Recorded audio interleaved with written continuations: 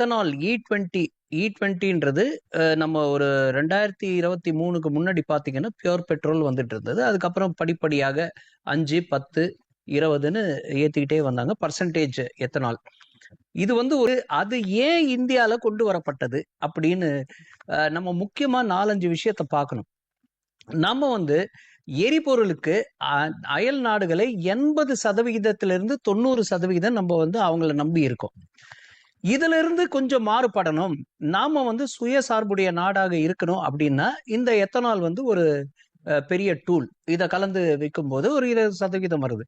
இதனால முக்கியமா என்ன ஆகுதுன்னா 2014ல $83 பில்லியன் இருந்த ஃபாரின் எக்ஸ்சேஞ்ச் இன்னைக்கு வந்து கிட்டத்தட்ட $700 பில்லியன் அது வளர்ந்திருக்கு. இதுக்கு முக்கிய காரணம் நான் முன்னாடி சொன்ன மாதிரி இந்த எரிபொருள் வந்து நம்ம அதிகமா இம்போர்ட் பண்றோம். அது கொஞ்சம் குறைஞ்சதுனால இது வருது. 3வது விஷயம் என்னன்னா மாசு கட்டுப்பாட்டுக்கு இது வந்து ஒரு முக்கிய காரணம். அது அந்த மாசு லெவல வந்து பொல்யூஷன் லெவல அதிகமா கட்டுப்படுத்தும் இந்த எத்தனால் மிக்ஸ் பண்ணும்போது.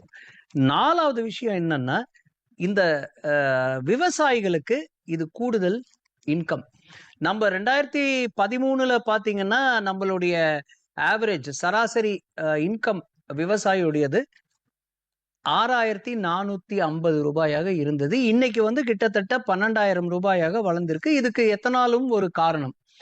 அண்ட் இன்னொரு முக்கியமான விஷயம் பாத்தீங்கன்னா நம்ம ஒரு 5 வருஷத்துக்கு முன்னாடி வரைக்கும் இந்தியாவுல பல இடத்துல போராட்டங்கள் நடக்கும். முக்கியமா குஜராத், மகாராஷ்டிரா, கர்நாடகா, தமிழ்நாட்டுல ஒரு போராட்டம் நடக்கும். என்னன்னா எனக்கு உரிய விலை கிடைக்கல கரும்புக்கு அப்படின்னு ஒரு போராட்டம் நடக்கும். அது அறவே இல்லை இப்போ.